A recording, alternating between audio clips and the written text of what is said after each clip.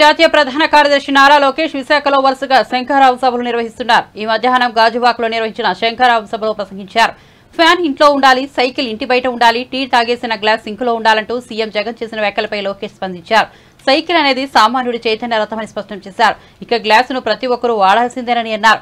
ప్రతి సామాన్యుడు గ్లాసును వాడకుండా ఉండలేరని తెలిపారు. రాష్ట్రంలో ఉద్యోగాలు లేక నిరుద్యోగులు జగన్ ఫ్యాన్ కు ఉరేసుకుంటున్నారని మండిపడ్డారు. జగన్ ఫ్యాన్ ఆత్మహత్యలు చేసుకోవడానికి పనికొస్తుందని విమర్శించారు. ఆనాడు వ్యక్తిని తీసుకొచ్చాడు పల్లా శ్రీనివాసరావు గారు. గంగవరం పోర్ట్ బాధితులను ఆదుకునే బాధ్యత మేము తీసుకుంటాం. ఇంకా కొంతమందికి పట్టాలు అవసరం. సైన్యం అన్న ఎన్టీఆర్ ఏ ముహూర్తంలో పార్టీ స్థాపితగా పనిచేసిన చంద్రబాబు నాయుడు గారిని అర్ధరాత్రి వచ్చి ఎలా అరెస్ట్ చేశారో మీరు అందరూ చూశారు. ఏం తప్పు చేయని చంద్రబాబు నాయుడు గారిని 53 రోజులు జైల్లో బంధించారు తల్లి. 3,000 కోట్ల రూపాయలు అవినీతి అన్నారు తల్లి. దాని తర్వాత 270 కోట్ల రూపాయలు అవినీతి అన్నారు తల్లి. ఇప్పుడు 27 కోట్ల రూపాయలు అది కూడా పార్టీ అకౌంట్లోకి వచ్చిందని వాళ్ళు మాట్లాడుతున్నారు తల్లి.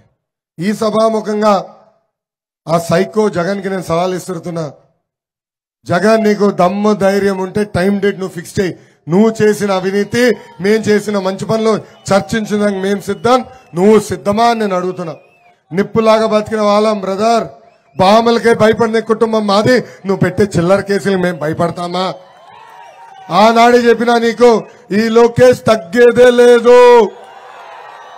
ఏ అధికారులైతే చట్టాన్ని ఉల్లంఘించి మన ఇబ్బంది పెట్టారో, ఏ వైకాపా కార్యకర్తలైతే చట్టాన్ని చుట్టంగా మార్చుకుని మన ఇబ్బంది పెట్టారో వాళ్ళందరి పేర్లు ఎర్రబుక్లో ఉంది.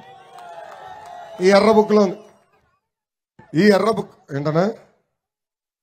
వద్దులేబ్బా, ఈ బుక్ నేనే పెట్టుకుంటాలే.